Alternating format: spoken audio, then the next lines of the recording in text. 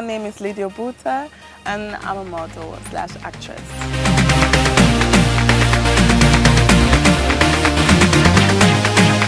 Well, that started when I was 15 years old, back in Vienna, Austria. That's where I'm from. I was born and raised there. Obviously, originally speaking, I'm a Nigerian, which is quite obvious anyway.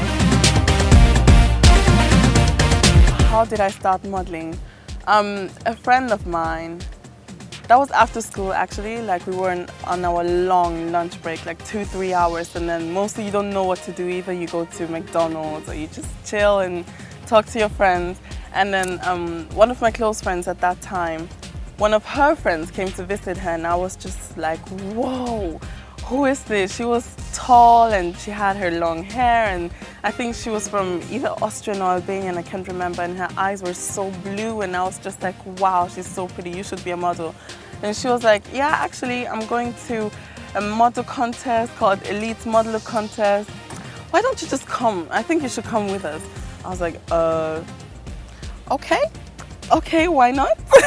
She said I needed some high heels, and I had nothing at that point, literally 15 years old, no high heels. High heels for what? I had to call one of my sister's friends to get me her high heels. They were like maybe this high, and that was like amazing for me, like too much to deal with. And so I picked them up quickly, went back to the contest there, and then yeah, that's how it started really.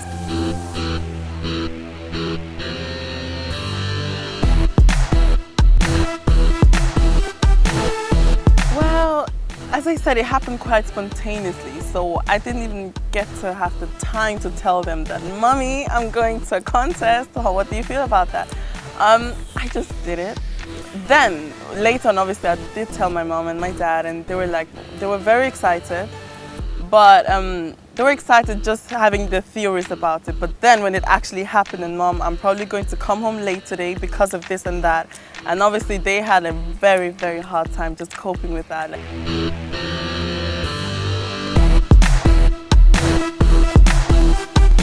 At no point did I think I was going to win. Literally, no. Oh, no.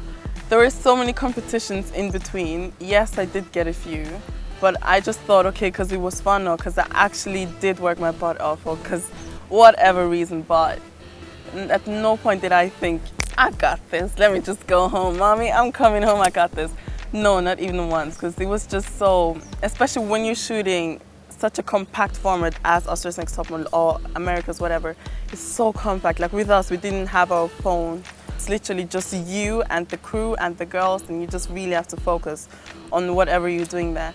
And even I remember the day of the final, I actually told the finalist, Katarina was her name, I told her before we went out, we held our hands, I was like, Katarina, don't worry, you got this. I know you're going to win. And I felt it, like I was even so close to crying, because I thought, oh, you know what, let me just leave it there. And we're just gonna rock the last show of this whole season. It's been a hell of a roller coaster. And yeah, then at the end, I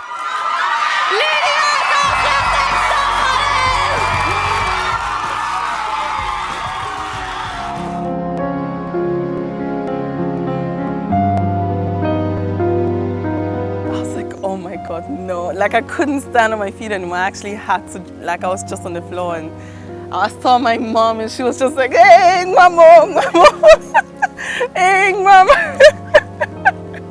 You know, even parents, when she started doing her over dance. Coming up next on EO Now. People threatening to kill me or something. There was the time my mom actually didn't even want me to leave the house. I was like, Mama, come on, please. I need to go out again. Like, no, that was really funny, but it's just fun.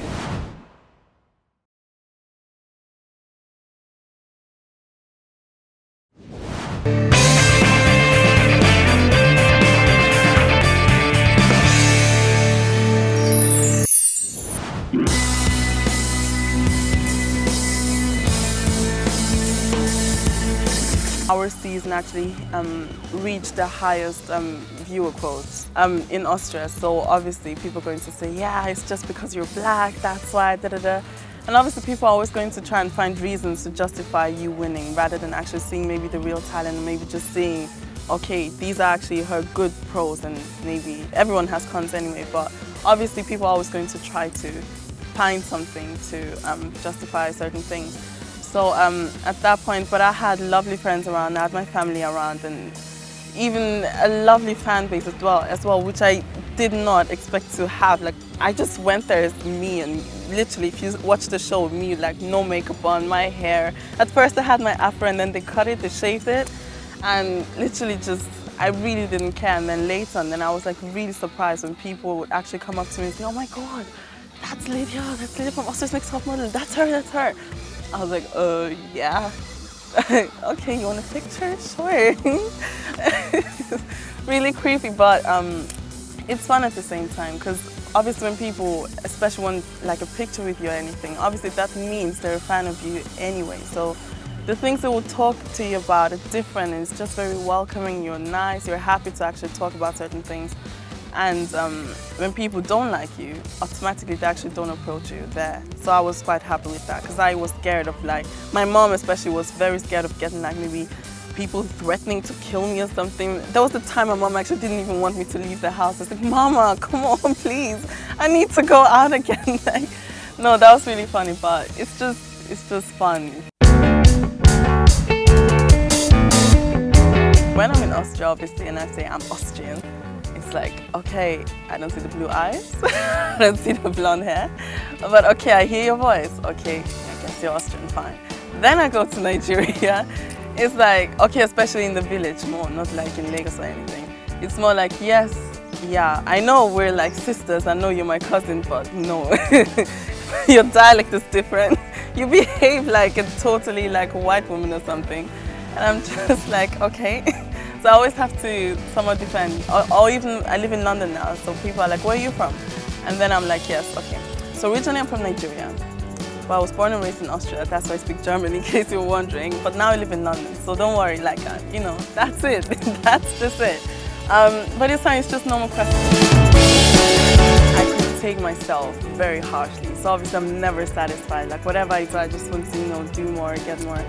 And I guess obviously I'm only 20 now, but obviously like in 5 years time, 10 years time, I just want to obviously accomplish more and just do more. And but for now, I just want to do, I just want to be out there. Whatever I've done, yeah, good, fine. But it's about now, what's happening tomorrow. So I think it's more about that. And also I feel like obviously I'm coming back to Nigeria, and also I started like with a format where I want to talk to girls as well and just empower them, as you said as well, like what would you give out there now? Especially the main message is to literally be you and do what you believe in and just go full force with that, and just, you know, just to build up the confidence back again. One thing that I did notice when I was young and I came here in Nigeria, I noticed that girls are not really being pushed enough, or maybe pushed towards different things. You know, you need to learn how to cook and just do this and that. It's fine, please, yes. Your life will be easy if you know how to cook. Yes, it'll be amazing. But obviously, we are built not just only to have kids and to cook, etc. We can always do more. And I see that with my mom especially, she's just sick. And if I'm like half a woman as my mom, I'll just be extremely happy. And so it's just the confidence. It just all comes with confidence.